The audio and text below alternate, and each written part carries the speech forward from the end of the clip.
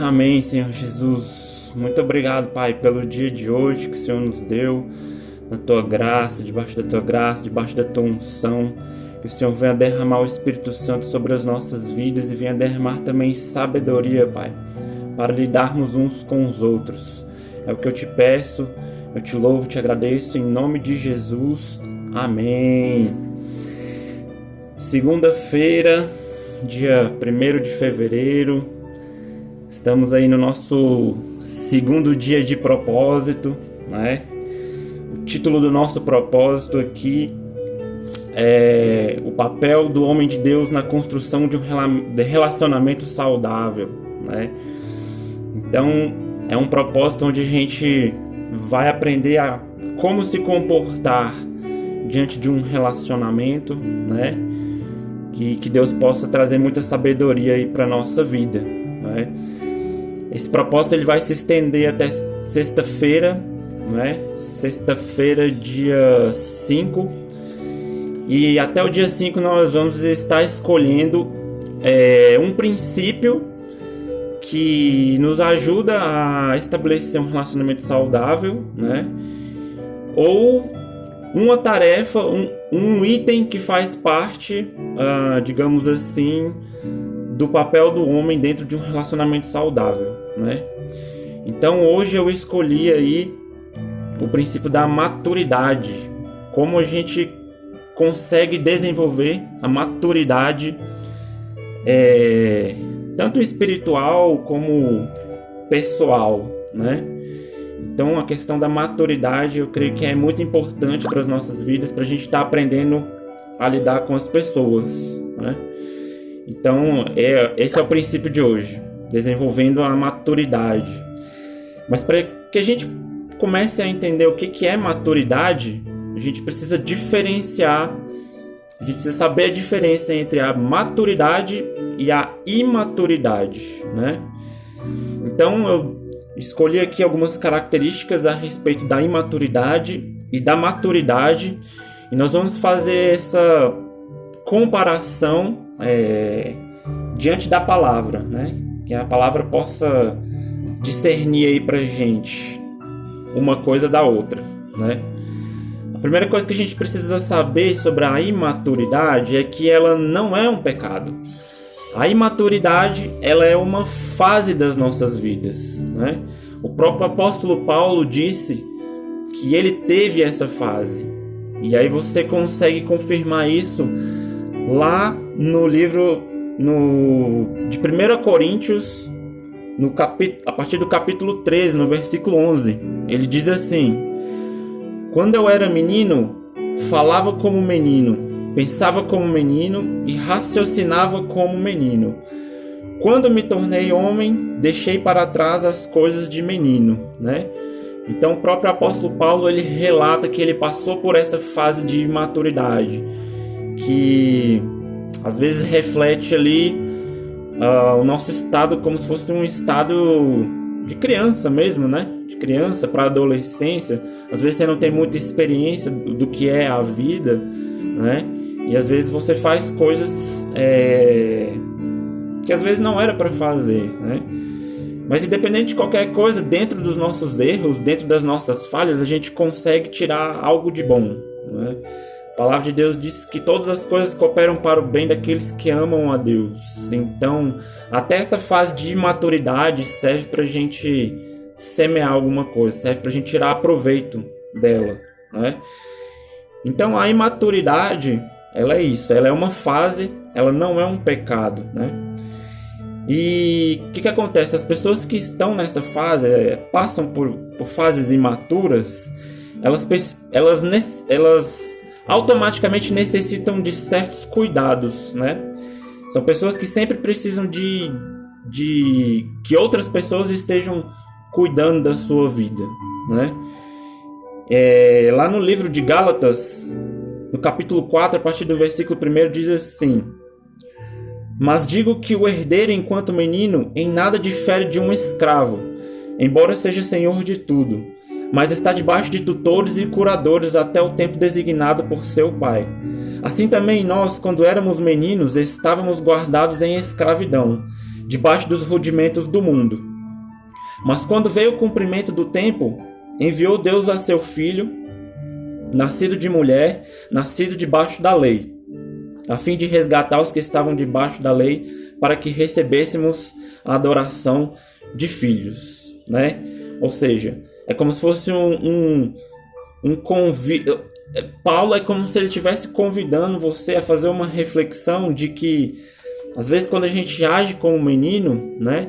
Mesmo a gente sendo o herdeiro de várias coisas no reino espiritual, se a gente continuar agindo como menino, a gente não vai usufruir da nossa herança espiritual, né? Então é como se ele estivesse fazendo um convite a todos os homens para que eles comecem a explorar a sua maturidade, né?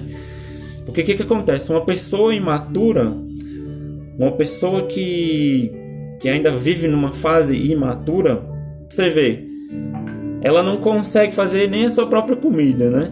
Ela não consegue fazer sua própria comida, ela precisa de que pessoas estejam observando ela a todo instante, como se fosse uma criança que às vezes se machuca, né? A criança, às vezes, quando sai de perto dos pais, assim, por exemplo, ela corre o risco de se machucar, né? Uma criança imatura. Então, a imaturidade é isso, é essa fase das nossas vidas em que a gente ainda não tem muito discernimento sobre as coisas, né? E aí a gente tem a maturidade, né? E o que a palavra de Deus fala a respeito da maturidade? O que acontece? Eu creio que a maturidade, ela nos ajuda a aumentar a nossa capacidade de resolução de problemas, né? A nossa capacidade de resolver problemas, ela começa a aumentar a partir do momento que a gente vai adquirindo maturidade, né? E o que acontece? Melhora também a nossa capacidade de autonutrição. Por que eu estou falando isso? Porque lá na frente a gente vai ver aqui que o apóstolo Paulo ele faz uma comparação de meninos que ainda estão se alimentando de coisas bem de fundamentos ainda da palavra, né? Não de um alimento mais sólido dentro da palavra, né? E aí o que acontece? Lá em Efésios 4, capítulo 4, a partir do versículo 11, diz assim: e ele designou alguns para apóstolos, né? Outros para profetas, outros para evangelistas e outros para pastores e mestres, com o fim de preparar os santos para a obra do ministério, para que o corpo de Cristo seja edificado, até que todos alcancemos a unidade de fé e de conhecimento do Filho de Deus, e cheguemos à maturidade, atingindo a medida da plenitude de Cristo. O propósito é que não sejamos mais como crianças, né? Então ele começa a falar que o propósito vai se desenvolvendo na nossa vida a partir do momento que a gente vai começar, a partir do momento que a gente vai deixando as coisas de criança para trás, né? E aí ele continua falando: o propósito é que não sejamos mais como crianças, levados por um lado e por outro pelas ondas, nem jogados para lá, para cá e para lá por todo vento de doutrina, e pela astúcia e esperteza de homens que induzem ao erro, né? Então nessa parte aqui de Efésios, Paulo estava falando de algo que estava acontecendo lá com o pessoal, em que algumas outras doutrinas estranhas estavam sendo pregadas, né? E aí os crentes que eram neófitos, pessoas que eram iniciantes na fé, elas estavam começando a acreditar numa coisa que não fazia parte da verdade, né? E aí eles começaram a se confundir. Por quê? Porque eles eram imaturos na fé. Eles eram imaturos na fé. E aí a gente vê que para a gente começar a construir relacionamentos saudáveis, a gente precisa trazer a maturidade de Cristo sobre as nossas vidas, né? A gente precisa ter uma firmeza e uma unidade de fé. É a firmeza na nossa crença, na nossa unidade de fé, não é? O apóstolo Paulo ele fala muito a respeito disso. Porque o que acontece? Uma pessoa que ela é firme na sua fé, ela é firme na sua crença, a palavra de Deus diz também que ela vai conseguir reconhecer e vencer o que é a mentira, né? O que é a mentira que está tão envolvida aí na nossa sociedade. Uma pessoa que é da luz, ela vai saber reconhecer as coisas e vai saber discernir o que é certo e o que é errado, né? Então lá em 1 Coríntios, no capítulo 2, versículo 15, ele fala assim: mas quem é espiritual discerne todas as coisas, e ele mesmo por ninguém é discernido. Pois quem conheceu a mente do Senhor para que possa instruí-lo? Né? Ele faz a pergunta. E aí ele continua falando: nós, porém, temos a mente de Cristo.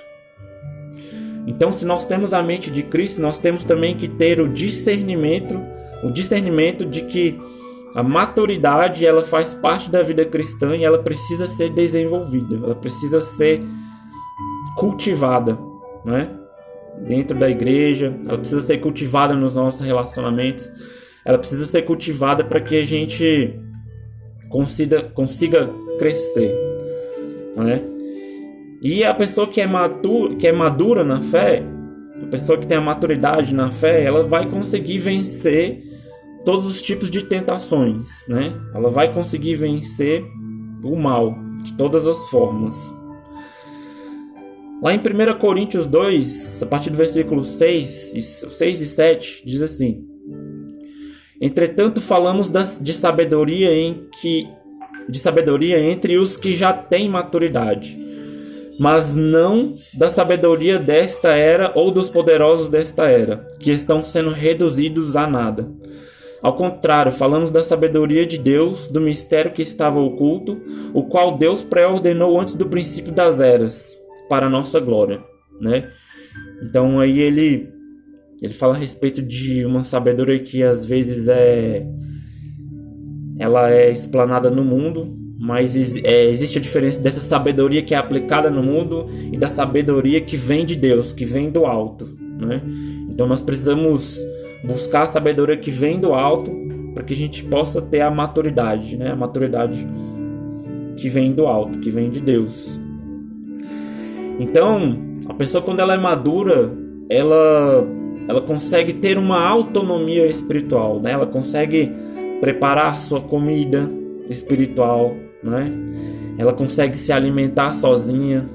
Ela não precisa que várias pessoas estejam cuidando ali da sua vida, né? Porque ela tem essa autonomia. Deus, ele dá essa autonomia para as pessoas, né? Não é que eu queira excluir a comunhão da igreja, né? A comunhão da igreja, ela é necessária, ela é um princípio também, né? Mas a autonomia do cristão em buscar primeiro o reino de Deus por conta própria, ela tem que ser exercida, essa autonomia, né? Então, a partir do momento que a pessoa começa a desenvolver essa maturidade, ela consegue também cumprir o propósito que Jesus nos deu, que é o quê? Começar a fazer discípulos, né? E aí você começa a cuidar de outras pessoas. Você começa a entender que tem certos cuidados que você já não precisa, né? Talvez do seu líder, do seu pastor, de alguém que seja responsável por você. Mas você começa a assumir esse papel na vida de outras pessoas, né? Você começa a exercer esse cuidado sobre a vida de outras pessoas. E aí vem a maturidade que Deus tem para as nossas vidas, né? Isso, de certa forma, fortalece a nossa resiliência e fortalece a nossa forma com que nós lidamos com as pessoas, né? Lá em Hebreus 5, a partir do versículo 12, diz assim: embora a esta altura já devessem ser mestres, precisam de alguém que ensine a vocês novamente os princípios elementares da palavra de Deus. Estão precisando de leite e não de alimento sólido. Quem se alimenta de leite ainda é criança e não tem experiência no ensino da justiça. Mas o alimento sólido é para os adultos, os quais, pelo exercício constante, tornaram-se aptos para discernir tanto o bem quanto o mal. Então, quanto mais constante você for na palavra, quanto mais constante você crescer em Deus, você vai ter o discernimento, né, de conseguir identificar o que é o bem e o que é o mal, né? a ponto de que você comece a exercer e a praticar a justiça, né? Uma criança, ela ainda não é capaz de exercer a justiça. E Deus, ele convida os homens para poder exercer a justiça. E só consegue exercer a justiça quem já é maduro na fé, quem já tem uma certa maturidade, uma experiência, né? E ele fala aqui, ó, pelo exercício constante, né? O exercício constante da nossa fé. Então é isso que Deus tem para as nossas vidas, que a gente possa continuar buscando a Deus sempre em primeiro lugar, sempre, né, a sua sabedoria, o discernimento. E para finalizar, o último versículo lá de Hebreus, capítulo 6, é o primeiro versículo. Ele diz assim: portanto, deixemos os ensinos elementares a respeito de Cristo e avancemos para a maturidade, né? Então, esse é um convite que o autor de Hebreus nos faz, né? Esse é um convite que Deus nos faz, que a gente possa deixar o conhecimento básico de Deus para começar a se aprofundar nas águas profundas que Ele tem pra gente. Amém? Esse é o segundo dia de propósito, né? Como desenvolver a maturidade, a nossa maturidade espiritual. Que Deus possa abençoar a nossa vida, nosso propósito, e que nós possamos nos tornar homens de Deus a cada dia. Amém? Fica com Deus. Valeu!